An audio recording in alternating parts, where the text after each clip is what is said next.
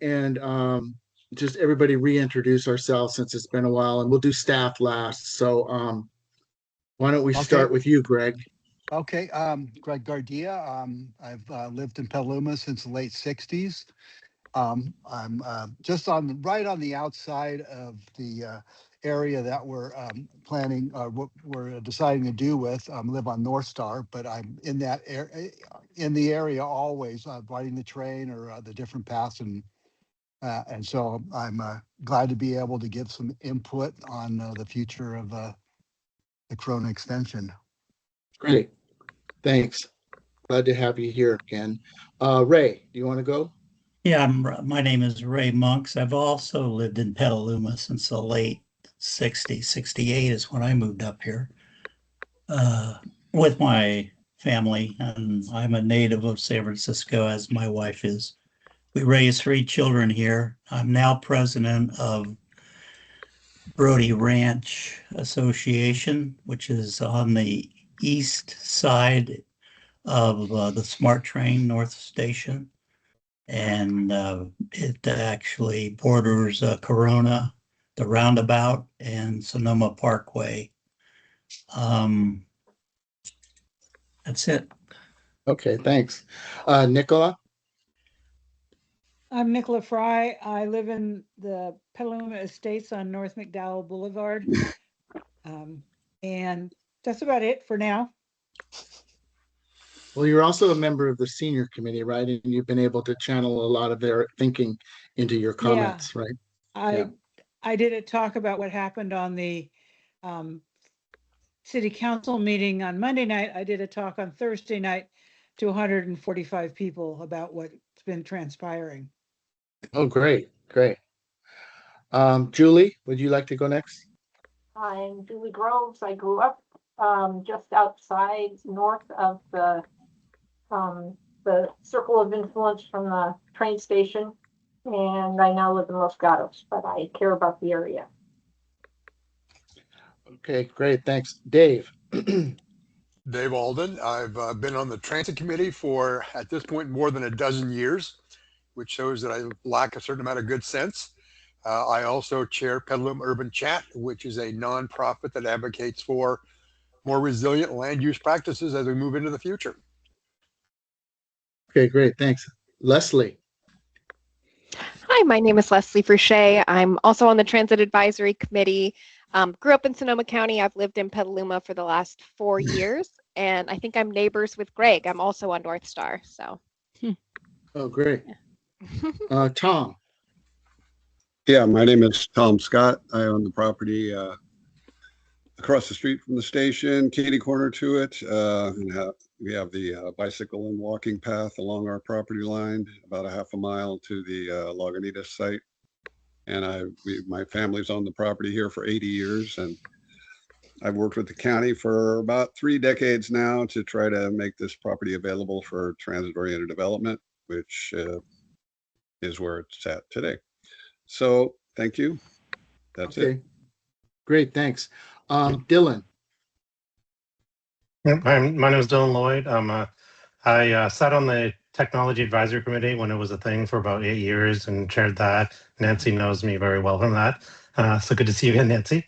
I live in Brody Ranch. I sat on the HOA for the Brody Ranch for about 3 years with Ray. I live in the houses in Brody Ranch right next to the new station. Obviously, very keen on this area. My kids go to school in the WA School District.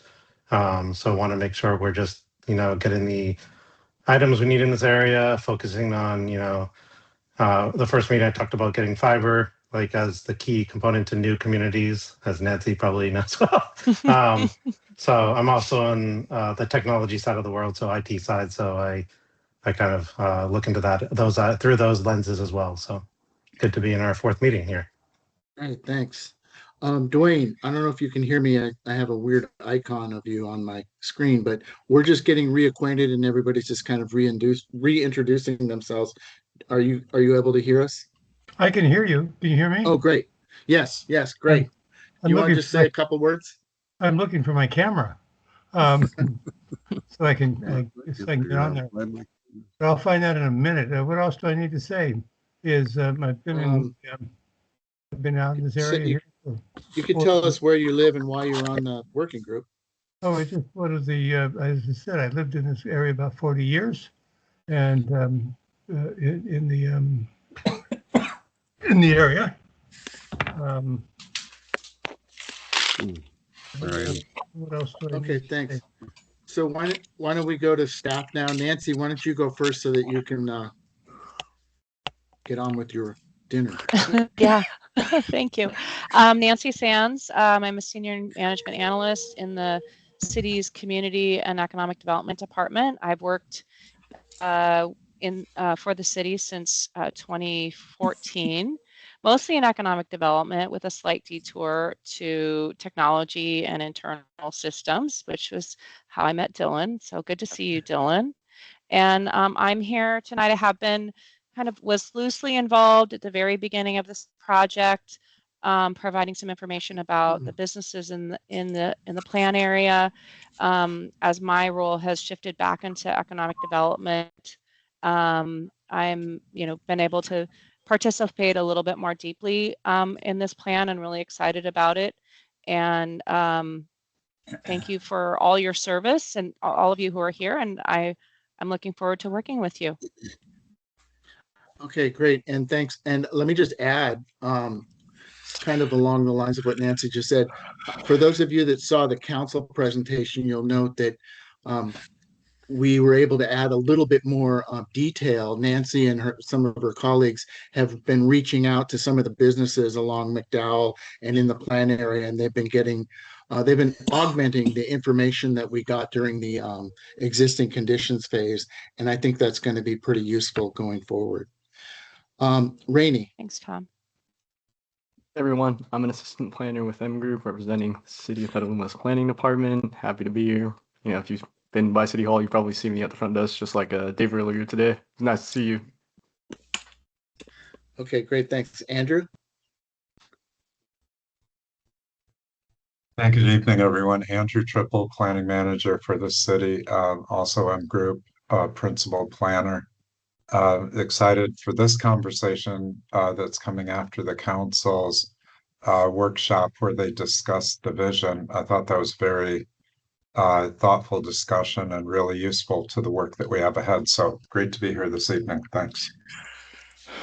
Okay.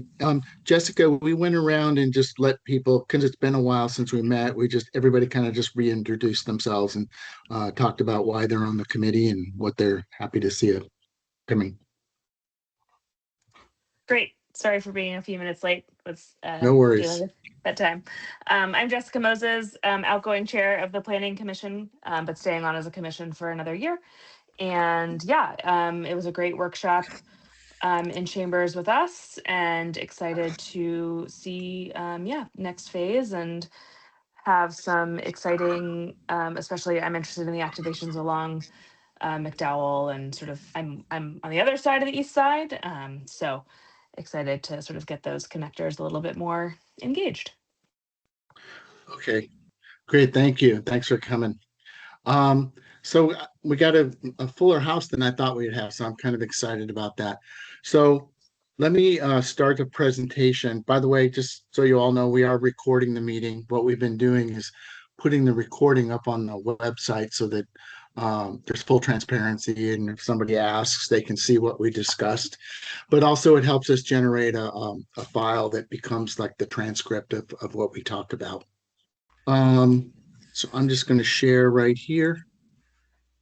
You guys see the start of a PowerPoint? Yes.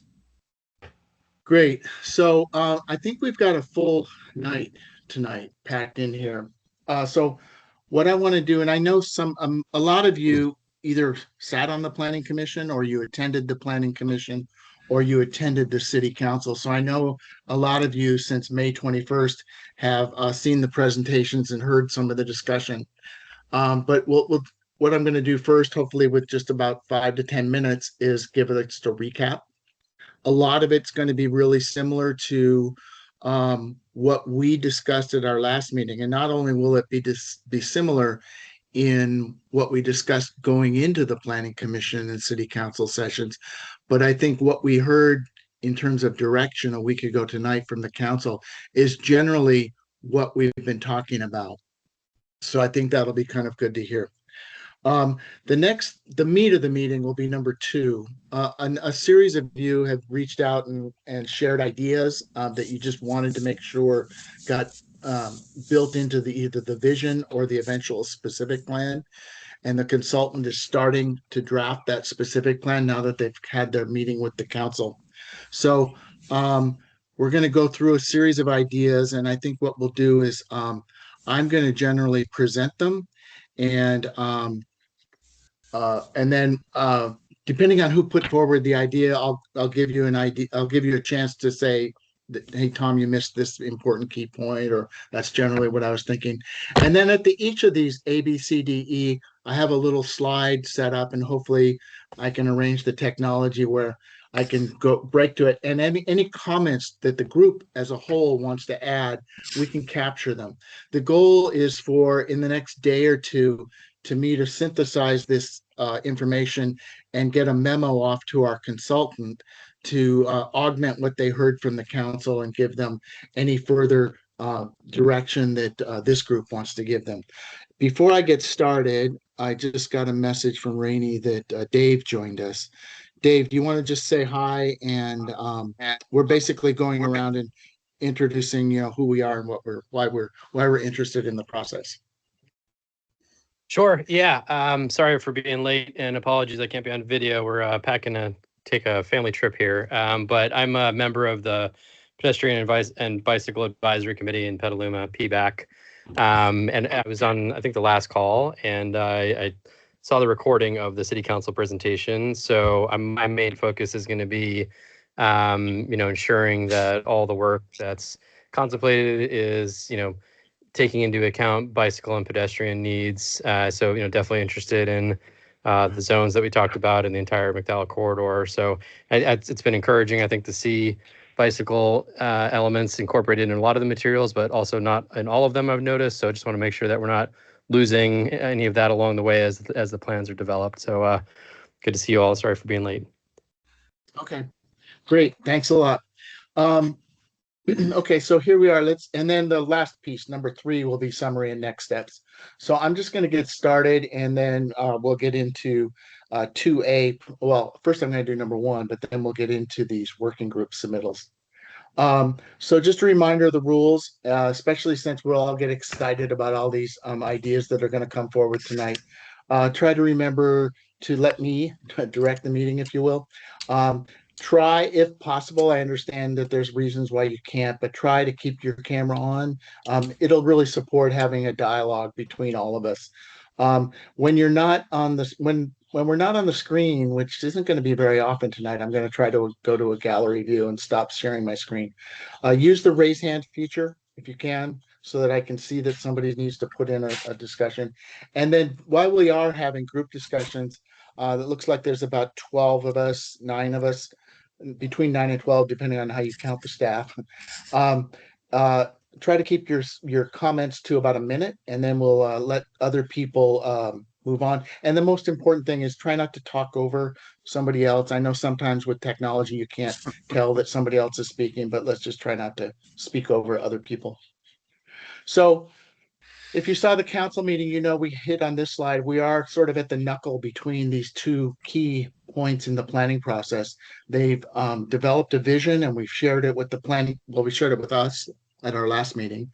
We shared it with the planning commission, and then we shared it with the council, and we got some fairly clear direction to really move forward with generally that vision. The council added a lot of comments to it, in a way similar to what Dave just said. Some of the ideas, let's just take bicycles. They come up sometimes, but we want to make sure we're hitting on it, as an overall concept that should work its way through the entire plan, both in the plan areas, the policies, and land use decisions. So the next time we're going to see the consultant will be early to mid fall. And a lot of that is going to hinge on getting the general plan behind us. So I think the city staff wants to make sure that the scheduled general plan and EIR work to certify the EIR and adopt the general plan is kind of behind us. And then there's other planning projects that are going on at the city, like the zoning code update. There's an upcoming downtown plan. So there's a lot going on in planning in Petaluma. And so we're going to try to come back in the fall and check in with the council on both a draft specific plan and a draft CEQA document. So if you were at the council meeting or even the planning commission meeting, we asked both of those bodies kind of to help us grapple with these 7 issues as they looked at the vision. A lot of the ideas that we're going to talk about tonight that came from some of you really dovetail with a lot with these issues. The transit village, health district sub areas, how McDowell gets reimagined and reconfigured, redesigned, if you will. And then there's a lot of great ideas about placemaking and identity, taking the area and trying to really let an identity bubble up out of what's there, and really make use not just of the train station, but if you get further south and outside of the sort of immediate vicinity, there's a lot of other opportunities that we, all of us, want to really capitalize on. And then basically, and this happened last Monday, is the council generally said, yes, go away, Perkins and Will, and start to write the specific plan. The consultant team, go ahead, because there's going to be a lot of consultants, traffic, environmental, economics, and they'll be all contributing to this document that we'll see a draft of in the fall.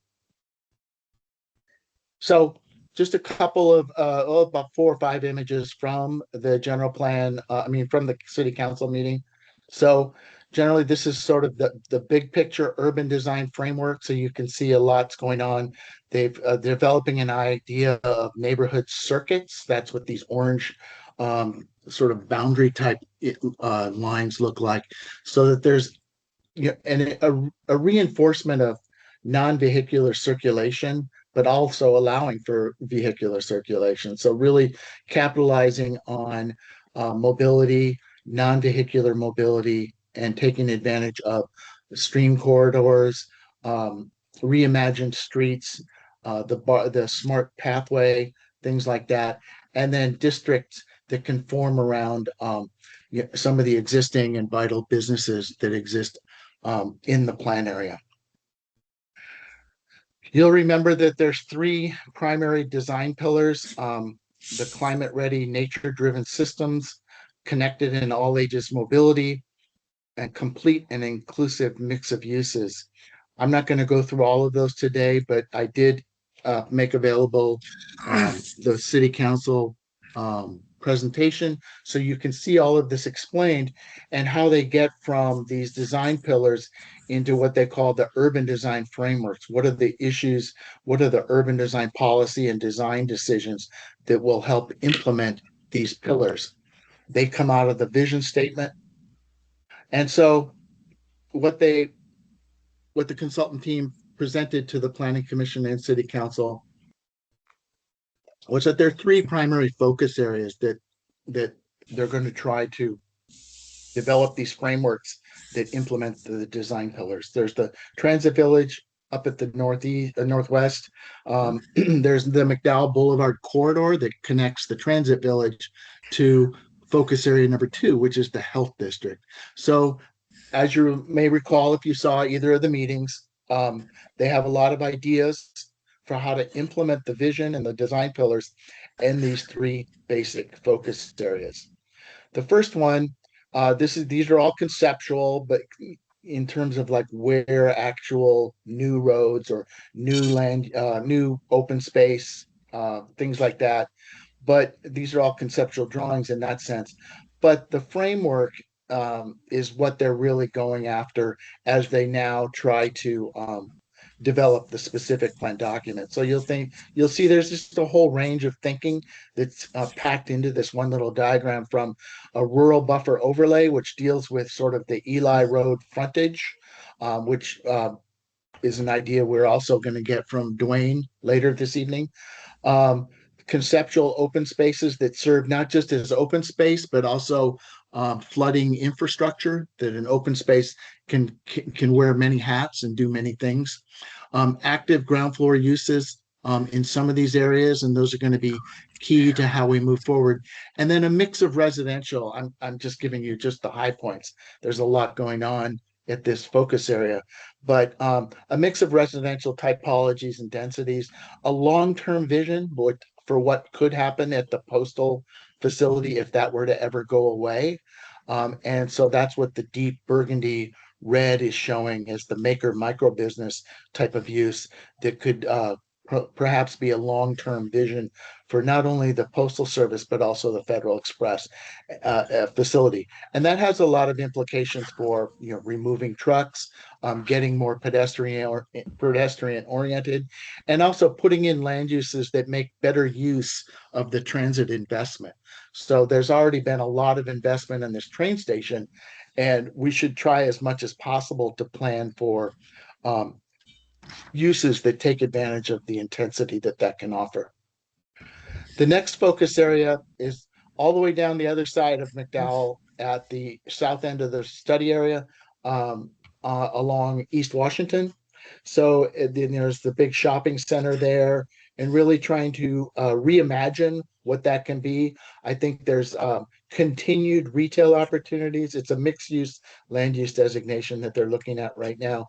So continued retail opportunities, but perhaps the introduction of some residential, but really using this area as a health focused synergistic area. So it can build off things like the hospital, it can build off Lucchese Park, a lot of different things that contribute to what this focus area 2 will be. And I know we went over this at meeting number 3, but the consultant is continuing to work on these ideas.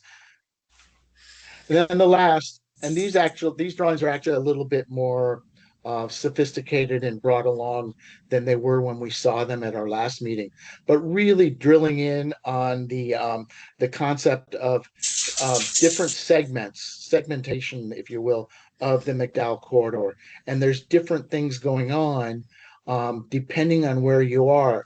And the reconfiguration or the redesign of the cross section, what goes on, is really responsive to what's going on either side. What are the land uses on either side?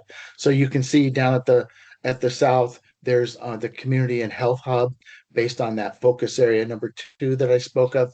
Up at the north is the transit village that's, as I said earlier when we were talking about focus area number 1, really implements development that's appropriate to the transit center. You can see symbolically the green line along Corona. There's the idea that Corona Road needs to be redesigned, not only for capacity reasons, for flooding reasons, for safety reasons, for multi-mobility reasons, not just a vehicular corridor, but it needs to handle bikes and pedestrians. And then the other part about the north, the focus area number 1, is the Maker's Alley concept for the area of McDowell north of Corona. So that's all going on. Hopefully everything I've been saying is just rehashing for you. It's just bringing you up with things you remember, you've heard before. But what I want to do now is switch to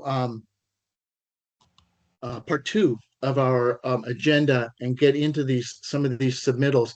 I hope some of you have been able to access the folders the files that I put up on the M Group box server. And what I've done is taken those and tried to get the gist out of them and put them into an idea. I don't know if somebody needs to turn off their microphone or something, maybe.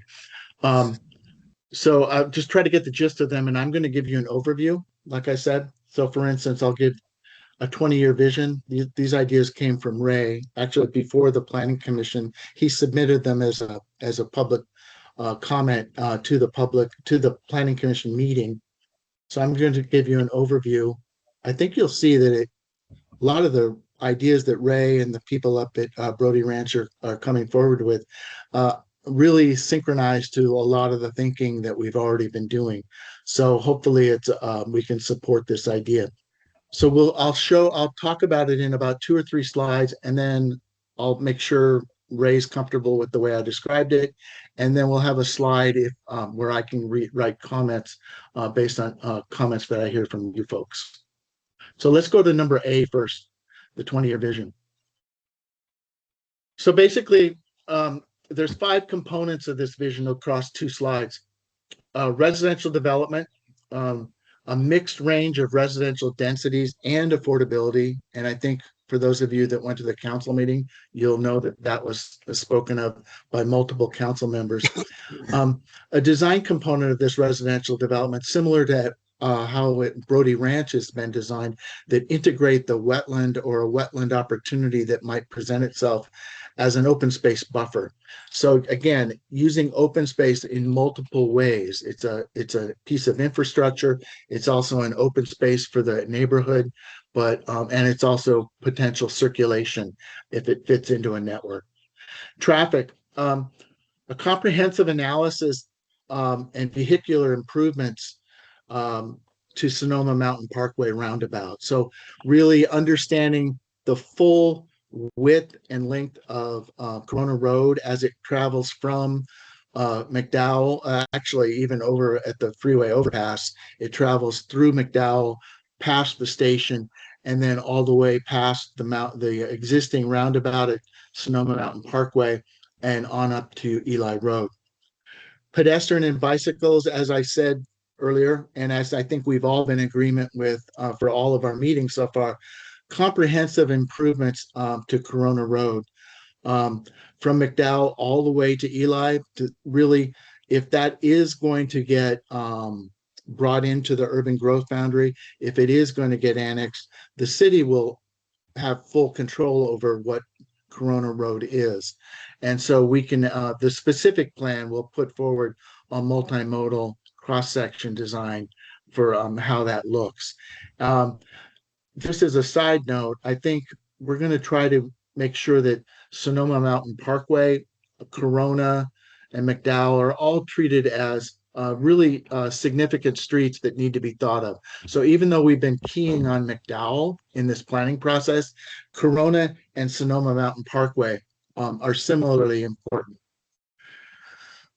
The fourth point of the 20-year vision is transit access. So coordination of schedules to enable connections with local businesses and the junior college with the primary goal of reducing vehicle trips. So just really understanding, and we'll talk a little bit more about this later with another idea that Nicola put forward, really trying to understand making the best use of facilities and transit operators to coordinate schedules and linking up between different agencies that might use the train station as a place to meet. The idea in this 20-year vision is that retail is, at least the significant retail, is located primarily at the intersection of Corona and North McDowell. So those are the big picture ideas that Ray shared in his 20-year vision. And Ray, why don't I give you an opportunity to say if I missed anything or if I mischaracterized anything. I think you did a fantastic job. No, I think you did a great job. You got everything up there. The other thing that I still have a little thing about is I know the bicycles are a big thing, and I've never understood how I know they put those, whatever they are, pilings or whatever, the green ones. And to me, I would not ride my bicycle between that and a car. I think there's got to be a better way, and I would never allow my kids on McDowell in one of those systems. I think there's K-rails or something like that are narrower, but give some protection. That's the only other item I would have, but everything else is perfect. Okay, great. So why doesn't everybody well, now Ray doesn't need his microphone on either. Let's everybody turn off their microphones and we can collapse this. So what I'd like to do now is take some comments here.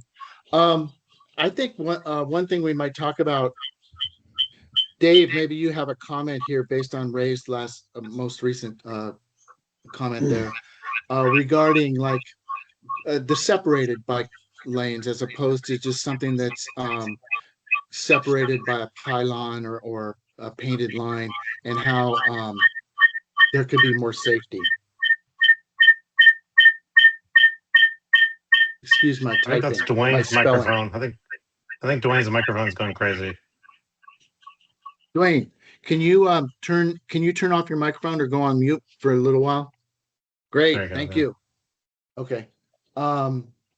Dave, did you hear my question? Did that make sense? Like what Ray's getting at with the typology of a bike lane, which I think the consultant team, both the primary consultant and also Fair and Peers, are working on different ways to really redesign or reconfigure the cross section, and one of them is a safer bicycle facility. Yeah, sorry, I was having trouble with all the echoing there. Yeah, no, I would agree. I think the green piling things are, I mean, it's like you said, it's a piece of plastic bolted to the ground, so they're not safe. They're just, they're visual. I think those are intended to be quick, temporary, inexpensive. So yeah, my hope would be that all the improvements would be more permanent, concrete, real barriers between bike, pedestrian, and vehicle areas. So yeah, totally agree. Okay. By the way, as long as we have you, Dave, I think the first Wednesday of the month, your committee met, right? Did you guys talk about these issues? Because I know I shared some multimodal ideas with you folks. It's a good question, and you're correct. First Wednesday of the month is the PBAC meeting. Unfortunately, this past meeting was canceled, so we did not have a chance, but I anticipate having an opportunity to discuss these matters at our next meeting, first Wednesday of August. Okay, great. So here's the place where I really want to hear from any of the working group members, either agreement or disagreement or augmentation of the 20-year vision idea that Ray shared with us. I'll look for hands if I see any, if anybody wants to. Nicola.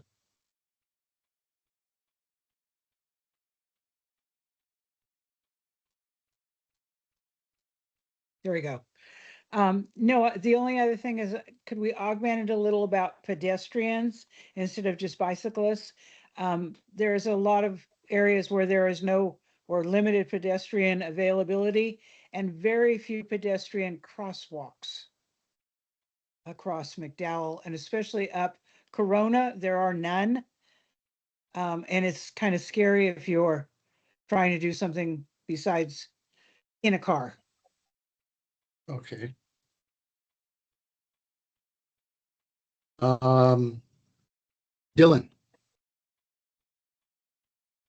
So a couple things. I want to make sure in this 20-year vision there's something in there around that all new builds get fiber connectivity from multiple providers if possible, and also that that the cell phone coverage in the area is looked at, because the cell phone coverage right now is dismal. And I've actually been working with 2 city council members on working with different providers to try to rectify that in this area as well. But I think we should include something there, especially since all the phone companies like AT&T and Verizon and anybody is trying to actually pull out copper cabling, and they're in lawsuits with the state right now. So we need to make sure our residents on this side have the replacement for that, which is fiber and cell connectivity for both of those, just for emergency services. For example, both schools in the elementary schools and the middle school have dismal cell coverage. So if they ever lose their phone service and there's an emergency there, it's not going to be great. So I would confirm that. The other thing, I do support the looking at Sonoma Parkway and Corona. Corona definitely needs help. Sonoma Parkway needs help. McDowell needs help. So I agree with the separated bike facilities. I think that's a great thing. I do also want to point out, though, that I do really believe that we should have, and I saw in the specific plan, there is some stuff in the draft around retail and restaurants in that that annexation area that we can annex, right? So I think having retail there is a benefit as well. So I think I know we discussed in some previous meetings around something like more like Theater Square there, right? For residential and retail or something like that. Because I think I agree. Retail at McDowell and Corona is great, but I think that's going to take a lot longer, right? I know that's a 20-year vision, but that's going to take a lot longer, and I think there needs to be retail places that are put up sooner than that. So those would be the areas I would talk about. Okay, great. Thank you. I have Julie next.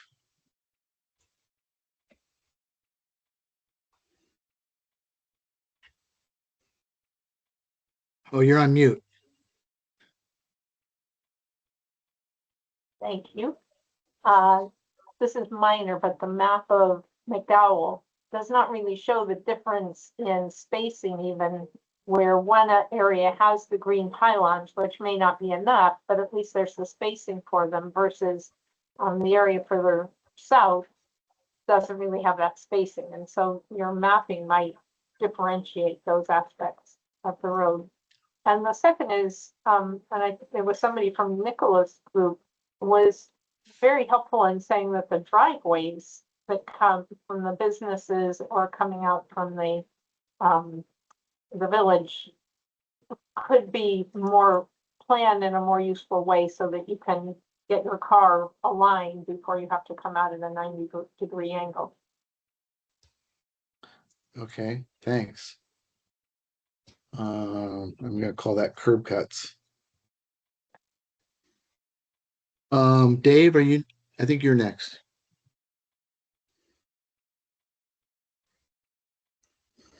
I'd have thought there was somebody number 2 in there, but if you want me to go next, I'm fine with that. I think I'm number 2, but yeah, go ahead. Oh, sorry. Sorry, I forgot how to count.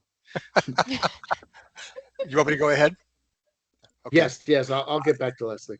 Okay. Hi, Leslie. I just wanted to re-emphasize something we haven't mentioned yet, which is traffic speeds.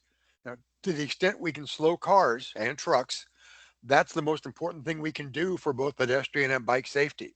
I know when McDowell was improved, 3-4 years ago, the intention was to drop the speed from 40 to 35, and yet most of the street is still signed at 40 because the design wasn't sufficient to cause cars to slow. So I think as we move forward on streets throughout town, we need to be targeting a 25-mile-an-hour design speed. So. Okay, I think you'll see that's great. That's a great idea, but I think you'll also see it in some of the ideas that are coming up, talking about other ideas that have come forward. To really, there is a connection that many of you have already jumped on, and there's a connection between reduced speeds and greater safety. Very good. Is that it, Dave? That's it. Okay, Leslie. Thanks. Yeah, just a couple things. I wanted to second, I agree, separate bike facilities are better. And not to forget about bike parking, because there's some places I can get to on my bike, but when I get there, there's nowhere to park. Making sure, in line with having nice pedestrian access to places, making sure that there's sufficient shade and tree coverage. And then the last thing, since this is a 20-year vision, I'd love to see some consideration of, how do we attract the kind of businesses that we want to see in the area? So, businesses that are really, really well integrated with the rest of the local economy, ideally using the local accountants or print shop or whatever, rather than, having a global headquarters somewhere out of state where we're really like all of those services are not within our local community. And also businesses that come in and maybe lower the wages around in the city because they just come in at such a low price. So but that's it for me. Okay. Julie, is your hand still up from before? I see you as number 1. Okay. Who's number 2? Well, why don't you go, Jessica? Yeah, you're number 2 now. Okay. Great. Yeah, I just wanted to second Dave's recommendation of design speed to 25, not just the signage being 25. I think when we are talking about slowing down cars and trucks, the road and its makeup and its visual inputs need to actually encourage slowing down, whether that's lines, chicanes, trees. There's a ton of different methods out there, some of which we've employed in Petaluma, some of which we haven't. And I think going to places where they have, interesting solutions or researching those interesting solutions and not just relying on what we know, speed bumps or, what you're most familiar with will be crucial to getting speeds down and not just getting those signs ignored. Sure. Okay. Well, I think this is a great idea, and I don't see any hands anyway, but I want to move on. But this has been great. Thank you guys for really augmenting these contributions. Let me go back to share. So let me go to the next idea. Hopefully Dwayne can turn on his microphone in a way that helps us. This is, I call it calibrating the plan area. This is another idea that Dwayne put forth even before the planning commission meeting, and that's like, Dwayne, why don't you just wait? Let me present the idea, and then we'll go from there. Dwayne, go ahead and mute. I'd like to. Oh, okay.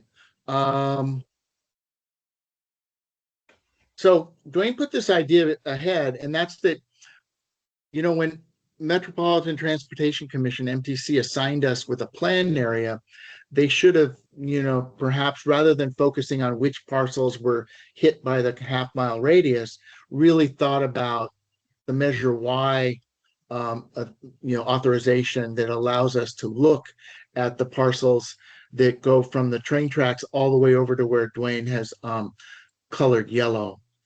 And what that does, as you can see in the legend that he wrote, it allows you to think of those parcels a little bit differently, because you realize you're way beyond, well, not way, but you're significantly beyond a half mile by the time you get to Corona Road.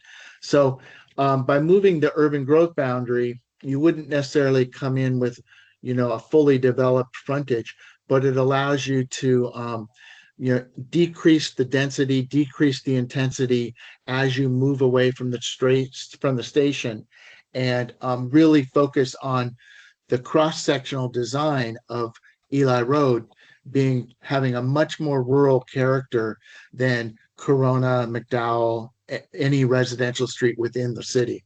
So that's one of the ideas. You can see he's also put forth this idea to have a pathway. There's ideas about where water gathers and how that gets dealt with. And then, of course, there's eucalyptus trees, which are a fire hazard, and they grow right along the tracks right now. But having a policy that deals with future landscape materials or plantings. So let me capture Dwayne's idea, similar to the way I did Ray's. I took his write-up and I created this file here. So it's a rural look along the Eli Road frontage. These pedestrian and bicycle improvements would be on, even with a rural condition, they would be thought of for the Eli Road cross-section as well as the Corona Road. Using water retention, and I've already tonight spoken about open space as having multiple functions. It's a way to facilitate groundwater recharge. It's an open space. It's a bicycle or pedestrian connection. There's a lot of ways it can be dealt with. Addressing the fire hazard and encourage appropriate landscaping. Hopefully you saw in one of my earlier slides that Perkins and Will is already thinking about what that frontage is, and that the areas really next to the county border really need to be concerned with mitigating wildfire and having methodologies and policies in place to deal with that. The last piece is a grocery market that should be allowed in the UGB expansion area, but one that supports walkability goals. So not your typical Safeway with a huge 2-acre parking lot, but something that conforms to the pedestrian scaled streets and design that we're thinking of. I don't think the specific plan is going to be able to mandate a grocery market. That's pretty much controlled by the operator, and they do a lot of really serious analysis. They call it rooftops. They're going to look at really how many people are in the plan area, how many people will use their store, and they're going to make some really strong economic decisions before they put a store there. But I think what the specific plan can do is make sure that we don't preclude the way for a grocery market to come forward should a developer or a business want to do that. So let me just show you a different version of Ray's map. This is what we've been working on. I think some of you have seen this. This is part of about a 3 to 4 page PDF that's up on the Specific Plan Works website. And we really look at the green parcels are what the Measure Y enabled a future council to consider. This line right here, which is a dash line, you can see this is the original MTC boundary. And then the pinkish circle is an approximation of the half-mile radius around the train station. These oranger parcels down below Corona Road are not in the city, but they are within the urban growth boundary. So we have two different kinds of parcels here, the green and the orange. Neither of them are part of the city, but the ones on the south side of Corona Road are within the urban growth boundary. So this is the complexity that's up here. And Ray's been working on this idea for a while. So really what we asked for the council to do, and it's the only time they took a straw poll vote last Monday, was on this issue. And it was not unanimous, but it was overwhelmingly positive to really to look at changing the plan area. So no longer using that jagged line that MTC presented us, and MTC is fine with this also, moving this line, this plan area boundary, but really developing a plan for the entire annexation area. So these green and orange parcels will be, comprehensively planned for, just as the presently incorporated parts of Petaluma are. And so basically the council gave us the direction to go ahead and pursue that in the development of the specific plan. So that's the idea. And similar to before, I'd like to see if you guys want to add any input on this, either in favor or augment some of the ideas, or just help us sort of encapsulate what this issue can be.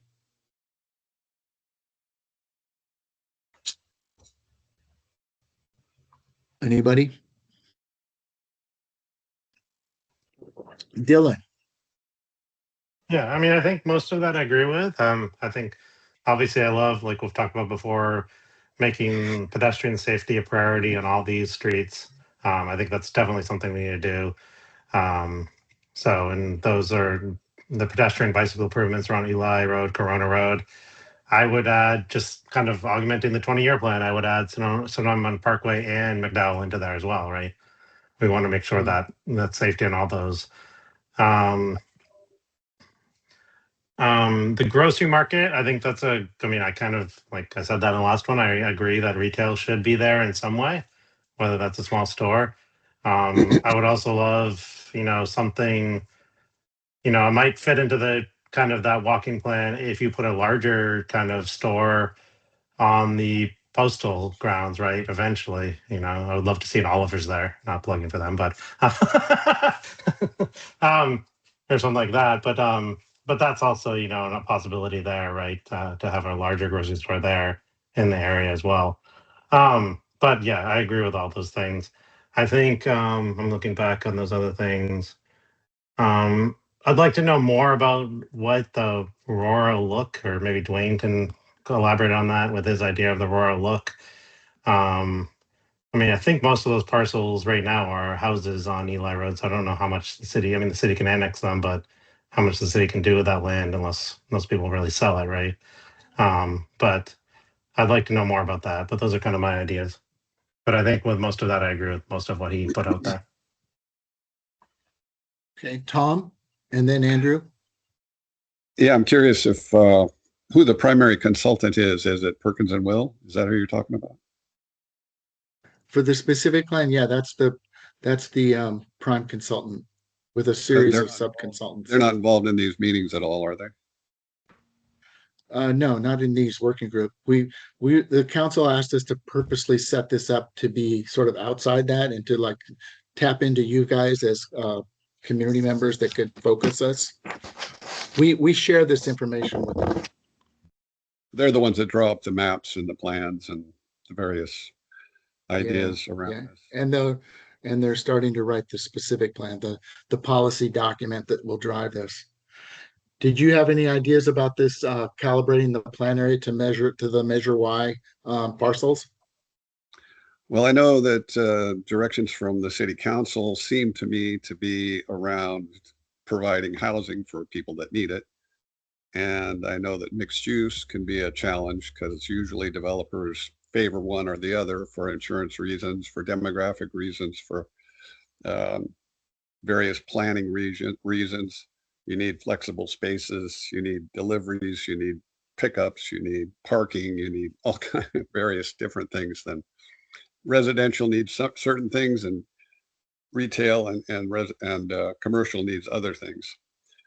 I've done kind of a deep dive on this, but and also any open space needs to be considered it needs to be considered who's going to pay for it, as far as either the homes are going to have to pay for it through a landscape assessment district, or the city's going to have to pay for the upkeep of it perpetually through some sort of assessment district, I guess, or pay for it themselves, the city. Mm-hmm. So somebody's going to have to pay for the open space maintenance long term. Okay, but but overall, are you in favor of including all of these parcels in the plan area that's being written, that the specific plan is being written for?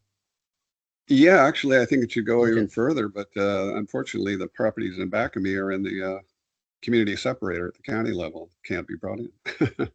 Right. We're basically confined by the parcels that were defined very, very specifically in Measure Y. Mm-hmm. I understand. Okay. Yeah. Okay. But my only challenge would be for you guys is it's kind of like herding cats. You have to contact the landowner, each landowner of each parcel. There's lots of little ranchettes there, and it's hard to know what the various inputs are going to be from that. I have no clue. Right. You know, that's it seems a little bit like trying to herd cats. That's all I'm saying. Okay. Well, good. Thank you. Andrew and then Ray. Yeah, we've had a lot of conversation about grocery stores and bodegas and a Pengrove Market scale of a store.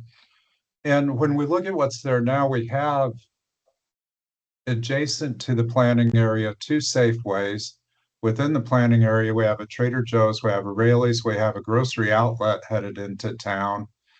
And so I think, Tom, it would be good to understand how many grocery stores can the area support, and how many households do you need to add in order to make that meaningful and to support a grocery store?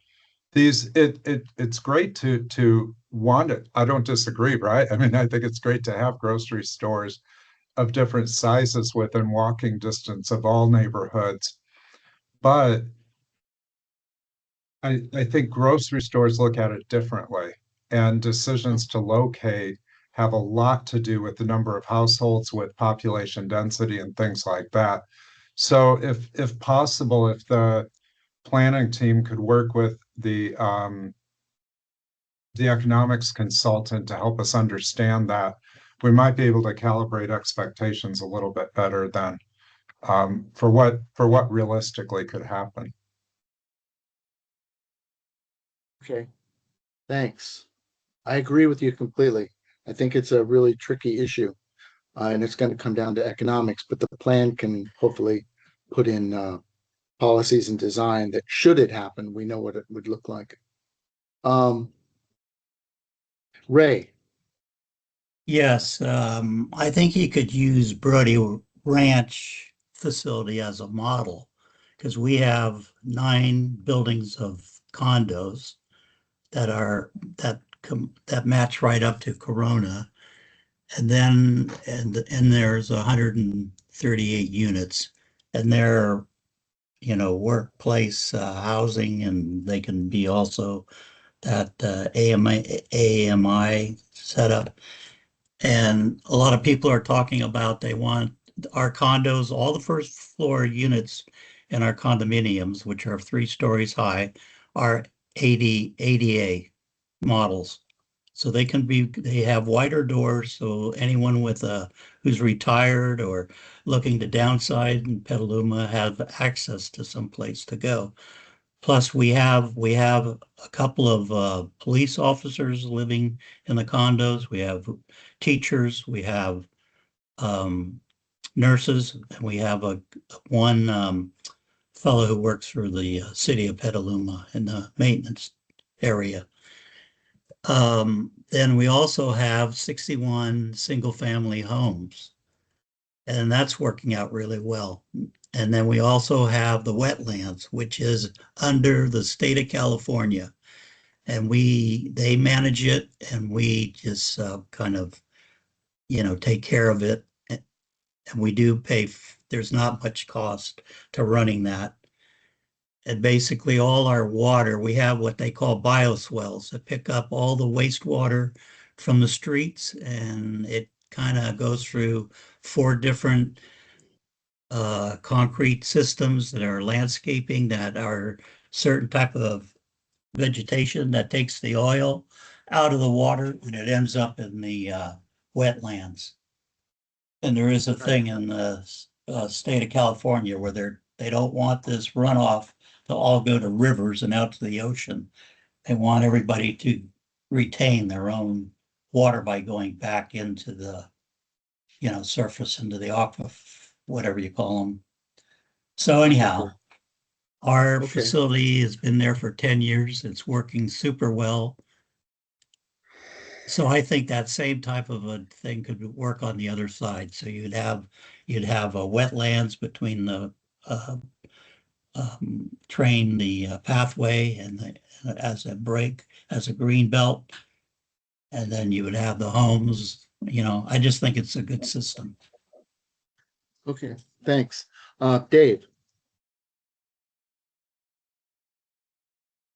Unmute. Dave, unmute. Sorry about that. Not to beat a dead horse, but on this grocery store question, if I were living there, I would not want a 50,000 square foot Safeway, but I would want a 5,000 square foot place where I could pick up fresh veggies on foot. And this circles back to something I always bring up, which is parking. To the extent we make cars easy by having 2 spaces per unit, people are just automatically going to hop in their car and drive to the Safeway to pick up fresh green beans. If they only have half a car per unit, all of a sudden it becomes economically feasible for a small grocer to put a 5,000 square foot store in. So if we set parking policy, I think if we set a low parking policy, we create the situation where small grocery stores can be financially feasible. Okay. So before we move on, I just want to focus us back. These are great ideas about what the land use would be, but what this issue is really about is what the council decided to do, and that's use Measure Y as the boundary for the plan area. And the reason I want to focus it is because it's already 8 o'clock. These are all great comments and great discussion. I'm going to warn you, I think we're going to need to probably go till like 9 o'clock. Our previous meetings have been in 90 minutes, but I think we're going to need a little bit more time. But so let's just, I'm going to go to you next, Tom. I think your hand's up again, but let's just focus on the plan boundary Measure Y calibration issue. Tom. What does that mean by calibration? What do you mean by that? I'm not sure. Not using stay within the working. Not using the MTC boundary that we started with for this planning, but using what the voters decided in Measure Y. Gotcha, the new boundaries. Yeah, I like the idea of the fella that lives on the Brody development there.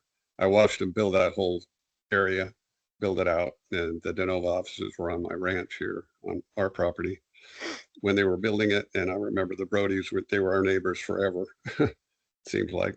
And anyway, it's a nice development over there. I thought they did a good job, and it went through the planning department pretty easily and efficiently. And I thought it was pretty well done.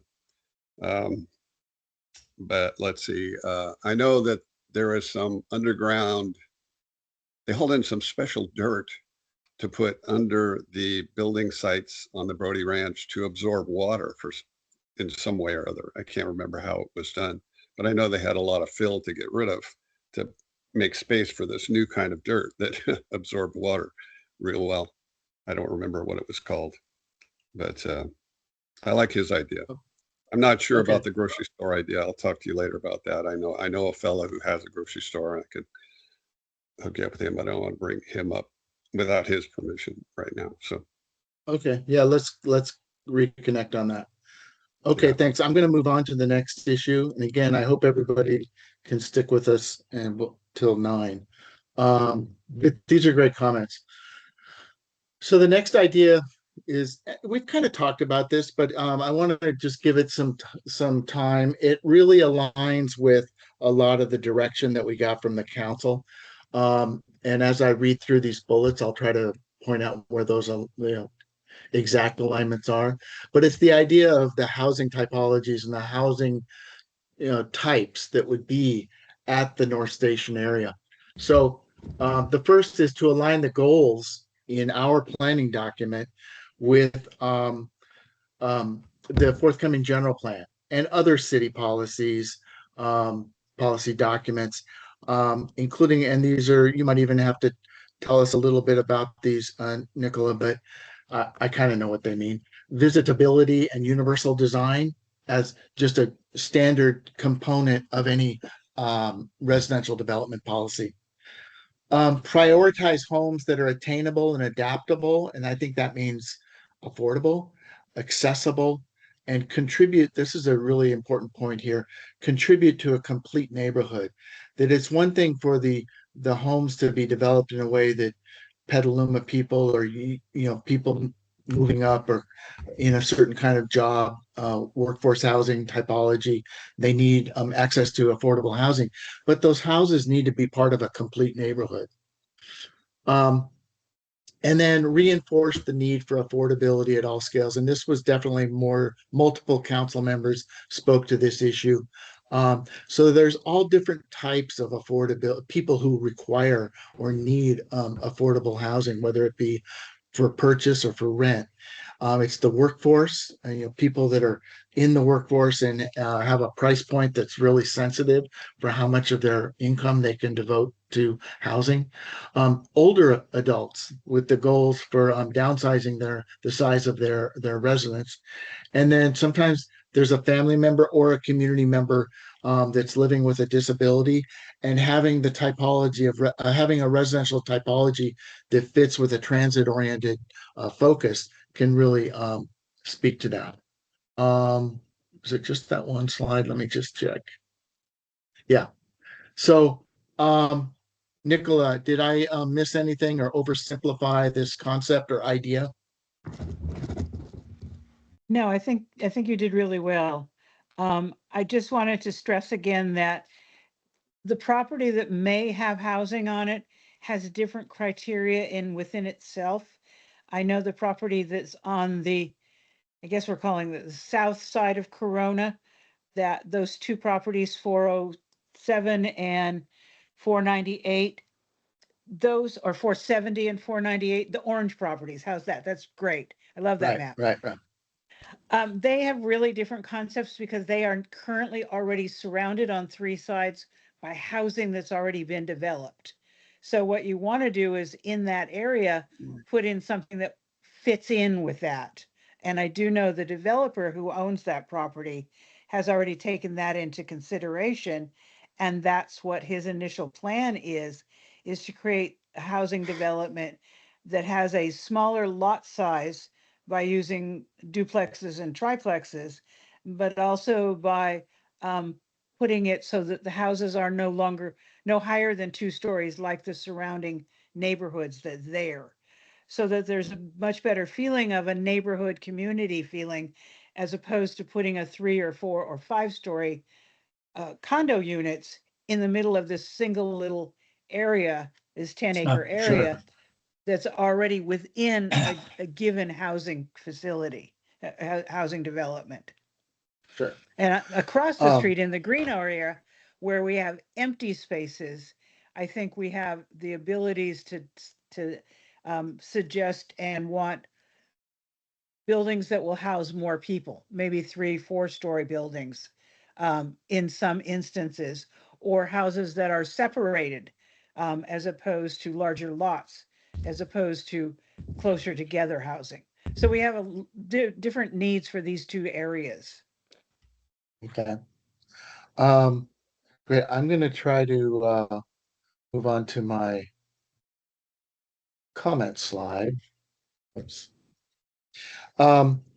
So Dwayne, I don't know if your microphone is working better, but I see that your hand is up. Did you want to comment? Well, how's my microphone? Oh, it works great right now. Yeah.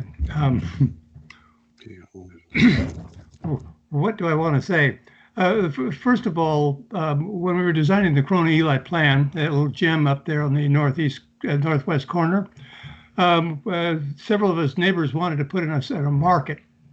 And somebody showed up, just one person showed up and said that no, everybody should go and shop at Washington.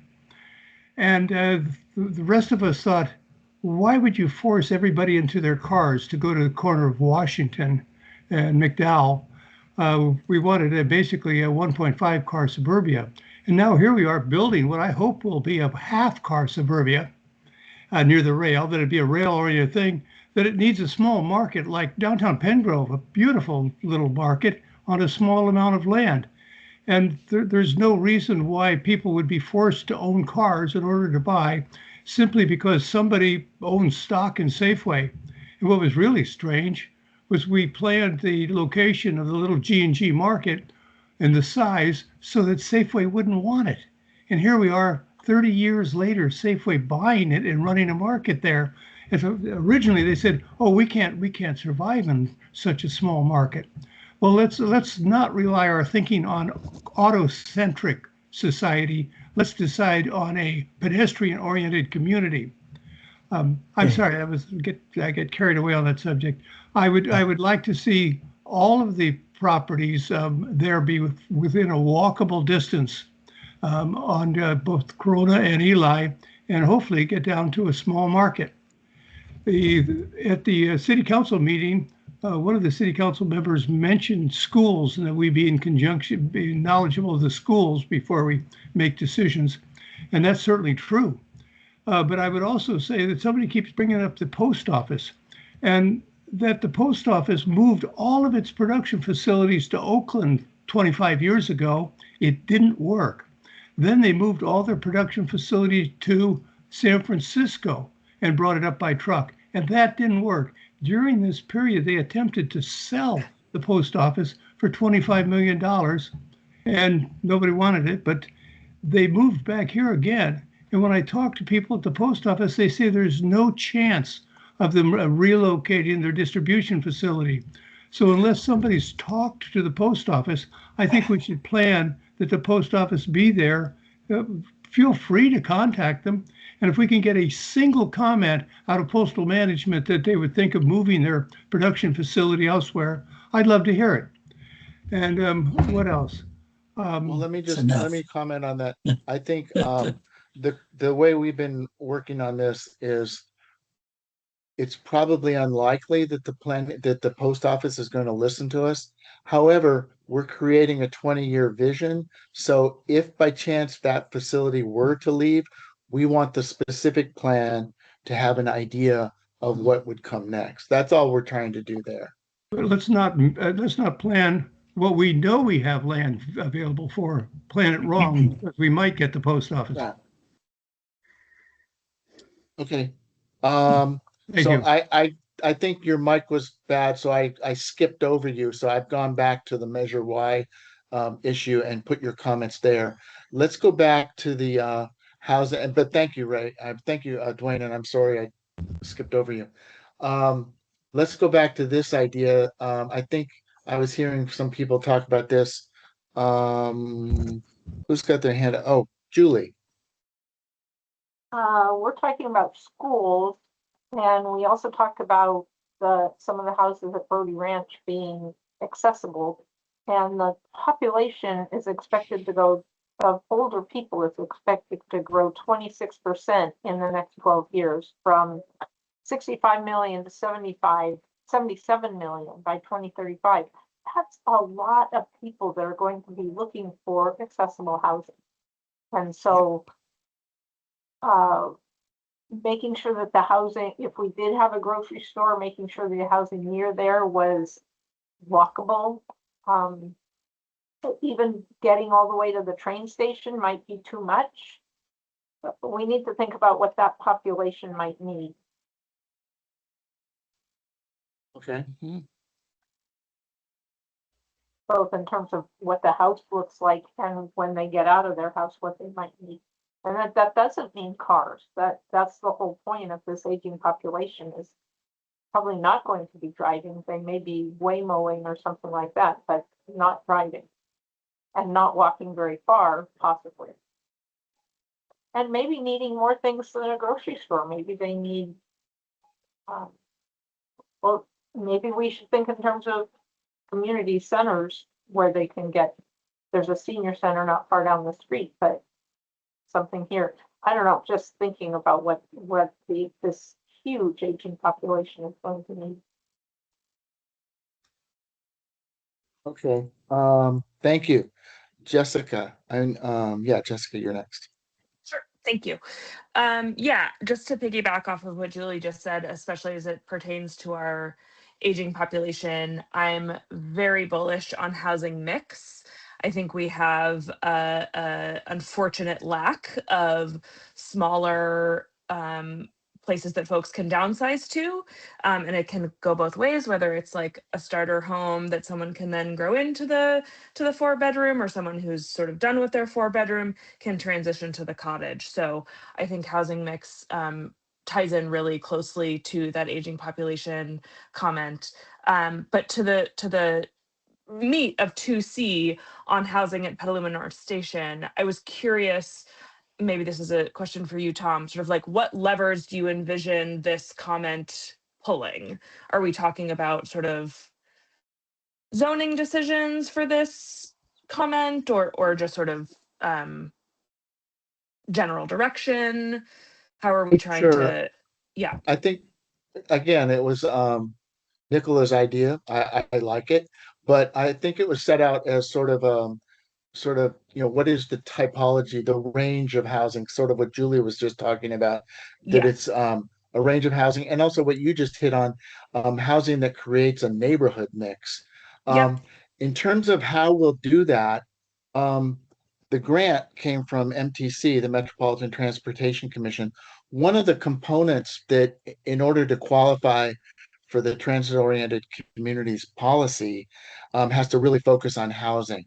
And that's not just density, because there's 4 things: density, housing, station access, and parking. Those are the 4 big picture things. So I think housing policy can range from what's it called? Policies that preclude kicking somebody out. So how to keep people in their own home. Eviction protection. And I'm just drawing a blank, but it'll be a range of policies that reinforce a mix of uses, a mix of price points, a mix of affordability levels, not just focused on density, but typologies and policies that can work their way into, for instance, the land use chapter or someplace like that. Sure.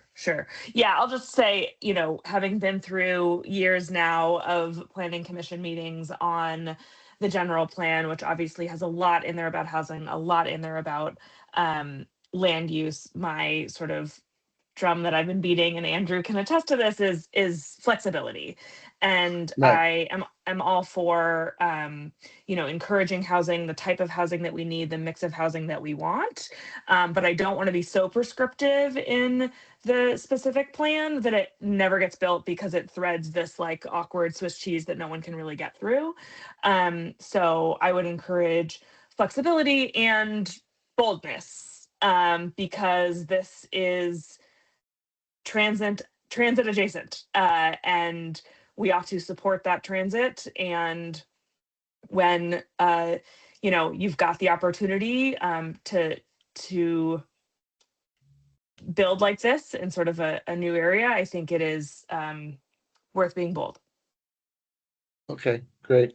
The word I Can was I trying to add- think of was anti-displacement. Oh, yeah, Julie. I just wanted to add to that comment that the trouble with mixing is then sometimes it's hard.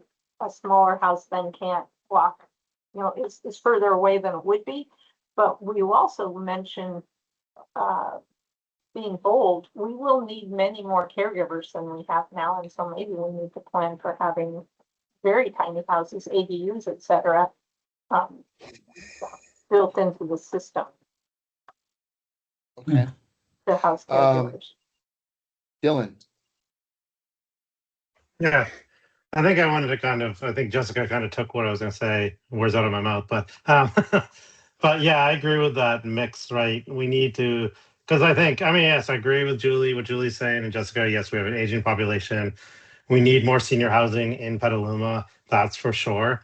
We need more affordable senior housing. We need more work for housing, but we also can't, those I'll agree with, but we also can't read that we do have declining enrollment, right? And you look at for the schools, and you look at for like our neighboring cities like Roanoke Park, or well, Santa Rosa is not an example either, but Roanoke Park and some of these other places, right? That actually their schools are growing, right? For other reasons, and their neighborhoods are growing. That we still need to make sure that families can afford to buy their first home, right? So we can't forget about them, right? We can't just say, okay, let's worry about elderly and accessibility. We need to worry about everybody, right? We need to figure out a way to make affordability across the board more fair for everybody, so people can actually move into Petaluma, whether they're someone downsizing. Like, for example, when my kids leave my house, I'm gonna downsize. I don't want this house after that. But that's downsizing for seniors, making sure new families can move in, or people who are just having kids can get the bigger houses. Or I'm not saying bigger houses, like when I go back to Ray's Brody Ranch, I think there's some stuff we can take out of Brody Ranch to put in there. I don't think we should copy it completely, but I think take things out. Like the house sizing is, my house is a 1,900 square foot house. I think that's 4-bedroom for a 4-person family, starter home, or a 5-person family. I think that's a great size, right? I don't think we need to make these giant single family homes, right? If we do build those single family homes, and I do think we should focus on, something that is a more affordable, whether that's 3-story townhouses or condos or a mix of everything. But I think I kind of going back to that point is I think we need to think of the mix of everything, but including retail in those neighborhoods as well, to make sure that whether it's a small market or anything like that. Going back to that, so I agree with Jessica being bold and kind of coming up with new ideas for that stuff. That includes everybody and is inclusive to everybody, not just thinking of these individual groups. And then before I go on to Nicola, I just want to say, I think that what you're saying and what everybody's been saying is a core piece of this idea that Nicola's put forward. But it's also what multiple, maybe even more than a majority of the council members hit on: affordability, house size, what's the maximum size, not overdoing parking, really making it work towards housing that's affordable, accessible, and appropriate for being so adjacent to a transit facility. Yep, correct. Nicola.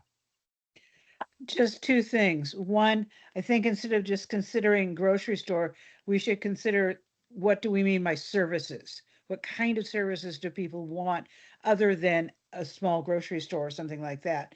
And then the other thing is, when we're recommending or saying, yeah, we like housing or we want a certain type of housing, I think we also need to think, can it pencil out? Right now, there's so much that cannot pencil out that won't be built because the cost of building right now is exorbitant. But if you're doing something with a developer who wants to build smaller units, multiple units, units that have a designated parking restrictions on them, and keep them within a family size, because a 2-bedroom or a 3-bedroom is definitely a family. You don't need 4 or 5 bedrooms for a family when you're starting out. We need to recommend things that have a chance of succeeding, and acknowledging the fact that there is a problem with the cost of things right now is acknowledging what the reality is. Okay. Okay, that's great. I totally agree. I'm glad you added that sense of feasibility or reality. Okay, I'm trying to think how. Oh, yeah, there's 2 more ideas. So let's just carry along here. I think this one's another one that this is another idea that Nicola put forth, and I think we're going to talk about it. I tried to summarize the idea here, but I think it really fits in well with the way that Perkins and Will and Fair and Peers are already thinking about this. But there's only so much that the plan can do, and I think some of the things that you're putting forward here, Nicola, are going to have to be thought of in the implementation chapter. Like, how do we really like make this work? Because this is sort of a long-term vision of getting transit agencies to talk to each other, and really making sure that people are on board with using the corridor as a way to reduce vehicular traffic. So let me just let me just kind of blow through this idea fairly quickly and then give you guys a chance to chat. So it's to facilitate greater community access at the station, and reduce simultaneously the impacts to local traffic on a series of streets, McDowell, Sonoma Mountain Parkway, and other local streets. The other thing that it does is it really pays attention to try to lessen or minimize the impact of vehicle parking at the smart station by doing things like instigating a transit a shuttle system between the smart station and the transit facility at the south and near Washington. There wouldn't be as much need to use the parking lot, because as soon as the parking lot fills up, SMART will have pressure to like build a bigger one. And what we want to do is create ways in the plan to minimize or prolong that decision as long as possible, hopefully forever. So the last sentence here is really the goal of this this piece. Is the goal is of the smart commuter strategy would be to utilize the station as a mobility hub rather than a park and ride facility. And I'm sure if you ask SMART right now, a lot of their stations, they're thinking of them as park and ride facilities. And there are people that need to use it in that way. But because this particular train station is so near so many different residential densities, maybe there's a way to facilitate greater use of it. So I'll spin through this real quickly. There's 2 routes envisioned, 2 potential routes, one using Sonoma Mountain Parkway, the other McDowell. And that's, again, to get from the East Side Transit Hub down by Safeway at East Washington, all the way up to the train station. The service would focus on commute hours, making frequent headways within those 2 rush hour timeframes, and then a phased implementation. So start off with something small, a shuttle vehicle that can fit 12, 15 people. And as the need changes and as the user base expands, you could then transition to a larger vehicle. But those vehicles would use these existing vehicular corridors in the city. The last point is the customer base. Nicola points out in this idea that there's a lot of residential density on either side of Sonoma Mountain Parkway. And there's a different typologies of residential. There's two-family home, two commuter homes. There's students, there's senior citizens. There's a whole range of people.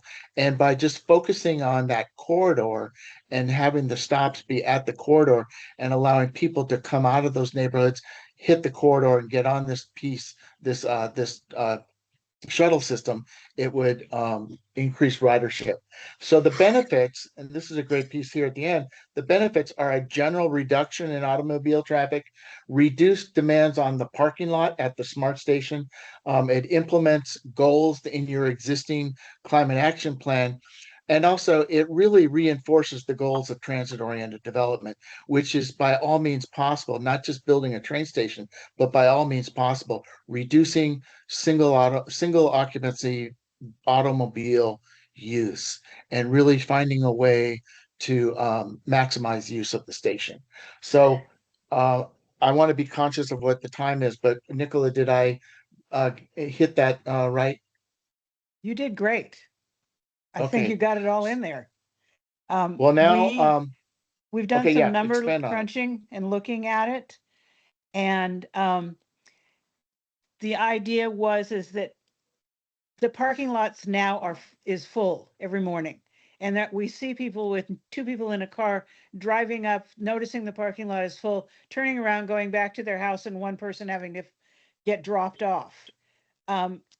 That isn't fulfilling the idea of less traffic. We want less traffic on McDowell or less traffic on Sonoma Mountain Parkway.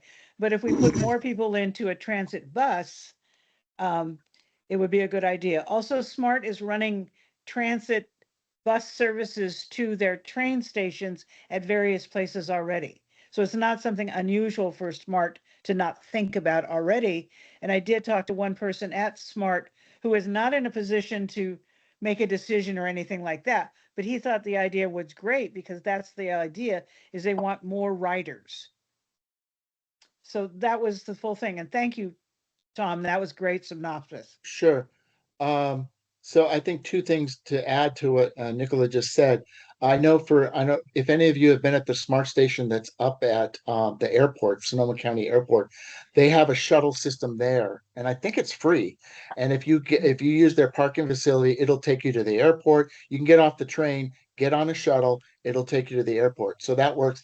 And also, I just want to comment, it's kind of like, it's good news that SMART is really popular and really busy, but it's creating bad news. It's creating a problem we have to solve. Otherwise, we're just going to see more and more cars trying to use a parking lot that's already full. So I think that's one of the components of this idea that you're pushing forward, Nicola, is just a way to really truly get to transit-oriented development and reducing single occupancy vehicles or the use of them. Julie, your hand, and then Dave. The transit, getting those buses running will also help with that issue of seniors, disabled people, whoever might be using the housing that we might put there around the train station. And if I may go back to the other comment about housing, is it okay if I go back for a minute? Sure. The housing that we've talked about, and I mentioned ADUs, the other thing that would be useful for both families and the seniors is to have communal areas of housing without their own little gardens and front yards, but rather ones where people can keep an eye on each other and share resources. Okay. I'm picturing what they had, say, at Stanford for married student housing, where people could help each other out and share the communal areas. Sorry, guys, I'm having a really hard time typing because you're all looking at me. Okay, Dave. Sure. I just wanted to point out that Petaluma Transit will shortly kick off a short-range and long-range transit plan dealing with issues like serving the SMART station, providing better service to SRJC. Anybody who wants to get involved, one, please get involved. Two, do some reading on the physical reality of how transit works. Jarrett Walker's work is great. So you can come in with ideas that truly make sense for what Petaluma Transit can truly accomplish. But there's a lot of opportunities to get involved in the near term future. Thanks.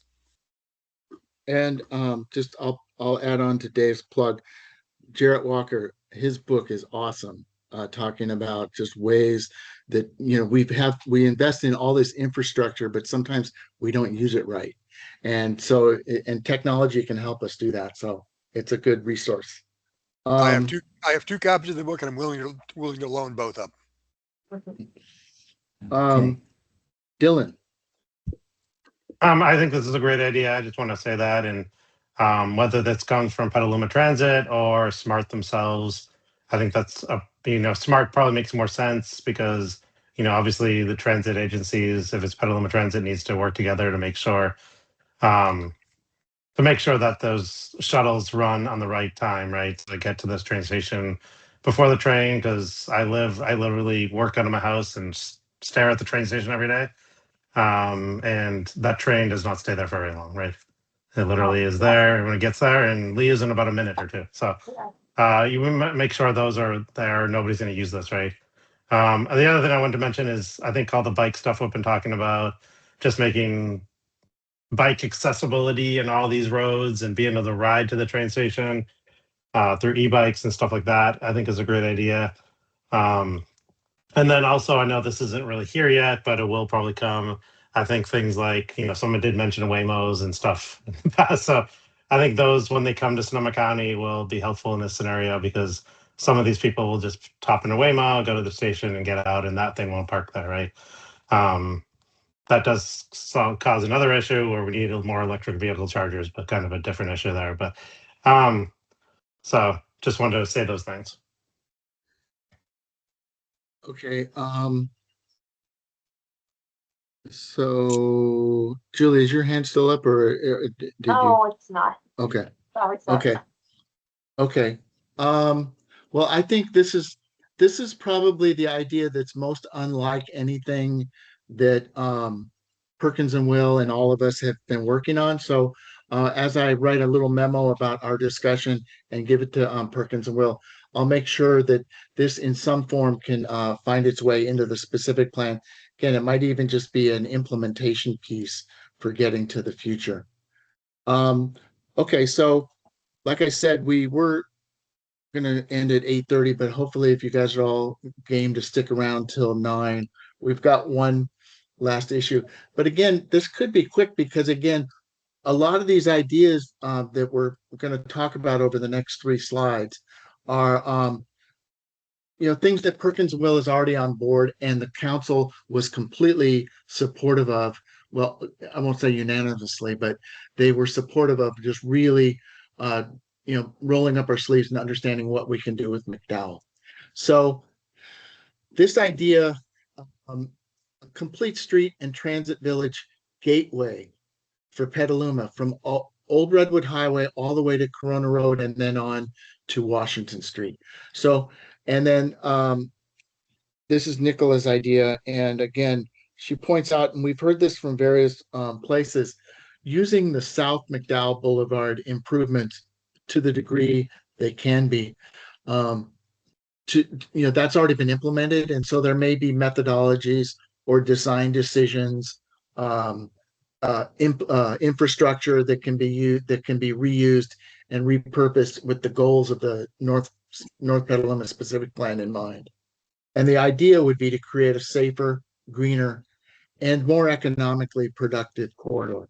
And you'll remember economically productive, that reminds me, and we brought this up with the council, the forthcoming general plan identifies from Washington almost all the way to the train station, both sides of McDowell as a community in need of the words escaping me, but it's a community that needs help. So the idea here is to transform the corridor, and we talked about this earlier. Transform it from a high-speed arterial into a multimodal urban boulevard. We were talking specifically about design speeds earlier.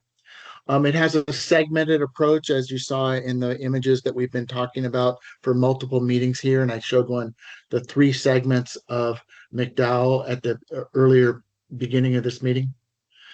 Implement pedestrian and bicycle improvements to expand multimodal use. So we know that it's going to continue to work as a corridor, the entire length for trucks, for traffic, but we need to find ways to use that cross section and find ways to implement the types of bicycle improvements that we spoke about earlier, separated bike lanes and such. Reduce traffic speeds and collisions. By reducing the speed, you'll reduce collisions. By designing or reconfiguring the cross section in the right way, you'll help to do that. Encourage residential and mixed use development, and this will help the potential to reduce emissions. So by less truck and bus and diesel traffic, you can reach goals of reducing emissions. Utilize the existing infrastructure. So a lot of the pavement is already there.